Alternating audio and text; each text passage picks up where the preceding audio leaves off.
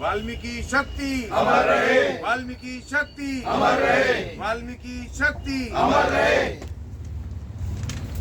आज हम यहाँ नारायणा डिपो में हमारे साथी metro waste handling private limited company के थ्रू काम करने वाले एमसीडी में हमारे कामगार साथी आज 47 दिन से लगातार 24 घंटे के धरने पर हैं। आज 47वां दिन है और लगातार लड़ाई चल रही है। साथी बैठे हुए हैं और इसके साथ साथ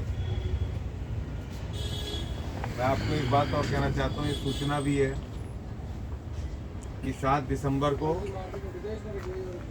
हम लोग एक कार्यक्रम मीटिंग का आयोजन कर रहे हैं जिसमें प्रेस कॉन्फ्रेंस भी होगी और आप ही की तरह सताए हुए कर्मचारी, ठेकेदार के कर्मचारी जो ठेकेदार द्वारा उत्पीड़ित हैं, शोषित हैं, जिनके कानूनी अधिकारों से उनको वंचित किया हुआ है, वो सब तमाम कर्मचारी वहाँ पर पहुँच रहे हैं। यहाँ तक कि अब ये समझ लो कि आप लोग कि जब राष्ट्रपति भवन के अंदर ठेकेदारी प्रथा है, जिस राष्ट्रपति भवन में कानून बनते हैं, और वहाँ से मुझे फोन आते हैं उन कर्मचारियों के कि वहाँ के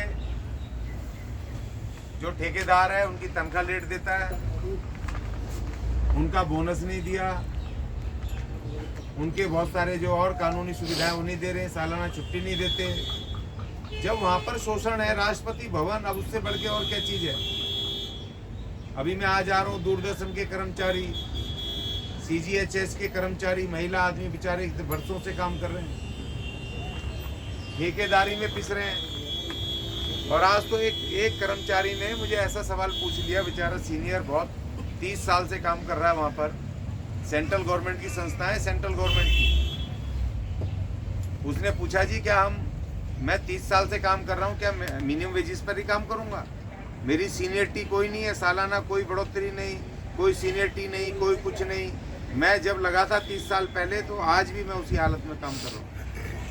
ये मेरे दिमाग में पहली बार क्लिक करा यार, ये तो कभी हमने सोचा ही नहीं कि जो कर्मचारी ठेकेदार के थ्रू लग रहे हैं, जो वर्षों से इनमें दूरदर्शन में, सीजीएचएस, हेल्थ मिनिस्ट्री में, जो राष्ट्रपति भवन में, सुप्रीम कोर्ट में, बताओ जिस सुप्रीम कोर्ट में हम न्याय मांगने जाते हैं वहाँ भी ठेकेदारी के कर्मचारी काम कर रहे हैं, हाई कोर्टों में से ठेकेदार के कर्मचारी काम कर रहे हैं। तो वहाँ पर उनकी कोई भी ना तो सीनियरिटी है, ना उनका कोई इंक्रीमेंट है, ना ही उनका कोई प्रमोशन है ही नहीं, प्रावधान ही नहीं है, मिनिमम वेज लेते रहो बस।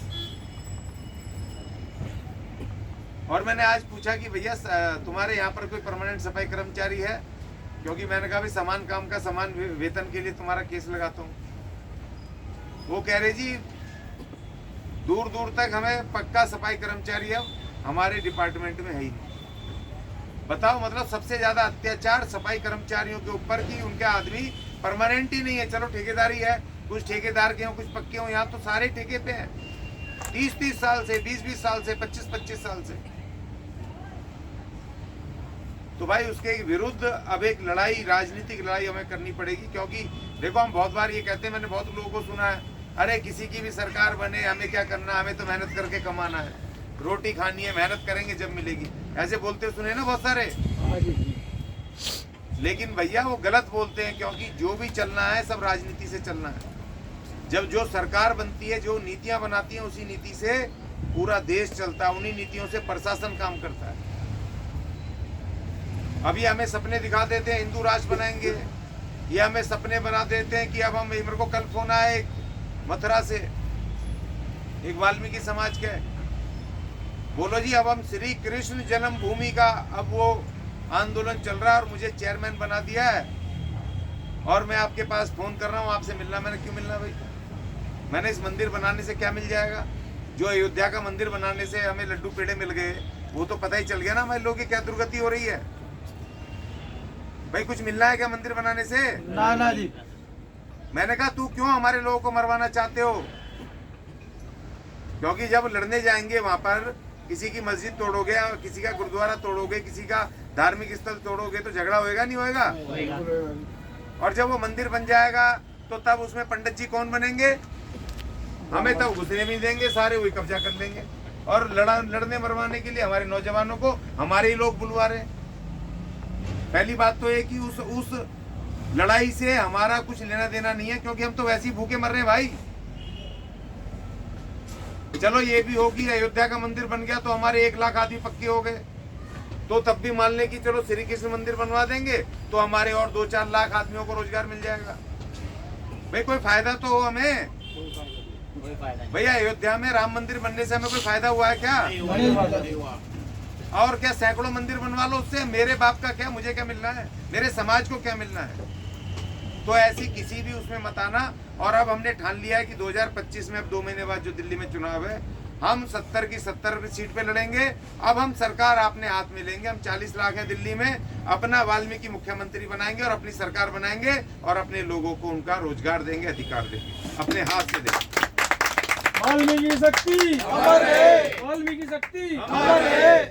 तो भाई जब 40 लाख हम हैं तो हमारे वोट ही तो डालना है ना। तुम्हें तलवार चलानी है, ना बम फेंकने, ना गोली चलानी है, सिर्फ जा करके वहाँ बटन ही तो दबाना है ना। तो अब की बार अपने कैंडिडेट को वोट देना।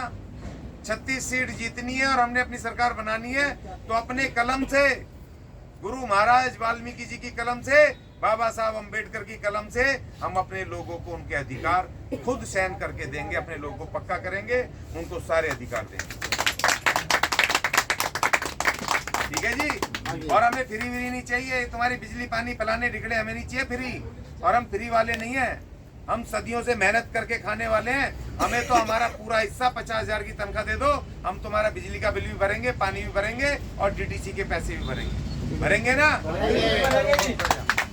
जब 50,000 तनख्वाह हमारी मिल जाएगी, पूरे अधिकार मिलेंगे, तो भाई क्या हम अपने ये बिजली, और फिर हम एसी लगाएंगे। हमें तुम्हारी सब्सिडी 200-500 नहीं चाहिए, फिर हम 5,000 बिजली का बिल भरेंगे। भरेंगे ना? अपने जीवन स्तर बढ़िया बनाएंगे, मुफ्त नहीं चाहिए। और हम बिल्कुल, हम किसी को मुफ्त नहीं देंगे, लेकिन हम सबको, दिल्ली के एक नागरिक को 50,000 रुपए एक परिवार को मासिक इनकम की गारंटी देंगे। ये हमारी सरकार की। तैयार हो भाई लड़ने को? लड़ोगे? और अब राजनीतिक लड़ाई लड़नी है, सिर्फ 2 महीने में पूरी दिल्ली में कैंपेन करना है और अपनी तो लड़ाई लड़नी है, अपने लिए तो वोट मांगने। साथ में इन तीनों पार्टियों में से, आम आदमी पार्टी, बीजेपी, कांग्रेस, तीनों का कोई भी अगर आदमी अगर तुमसे वोट मांगने आ जाए तुम्हारे मोहल्ले में, तो इनको काले झंडे भी दिखाने विरोध के। दिखाओगे? इनको इनकी औकात बतानी है कि तुम हमसे हो, हम तुमसे नहीं हो। वोट लेते समय तो पहलवान जी और प्रधान जी और फलाने जी और ढिकड़े जी, और तुम हिंदू जी और तुम फलाने जी, तुम ढिकड़े जी, और जब तुम वोट लेके भाग जाते हो तो तब तुम इन ठेकेदारों के साथ खड़े होते हो, हमारे साथ नहीं खड़े होते। तब तुम्हें हमारी याद नहीं आती, हमारी जरूरत नहीं आती। तो इस बार भाई भूखे रहेंगे, प्यासे रहेंगे, और इस बार हम अपने लिए वोट करेंगे, अपने लिए राजनीति करेंगे, और इस बार दिल्ली में वाल्मीकि मुख्यमंत्री, वाल्मीकि सरकार बनाएंगे। ठीक है जी। 7 तारीख को ऐलान होगा, सारे साथी पहुंचेंगे और अपने साथ में अपना 1-1, 2-2 साथी लेकर के आएंगे। वहाँ मीटिंग भी करेंगे, ऐलान करेंगे और प्रेस कॉन्फ्रेंस भी करेंगे। ठीक है साहब? जय वाल्मीकि।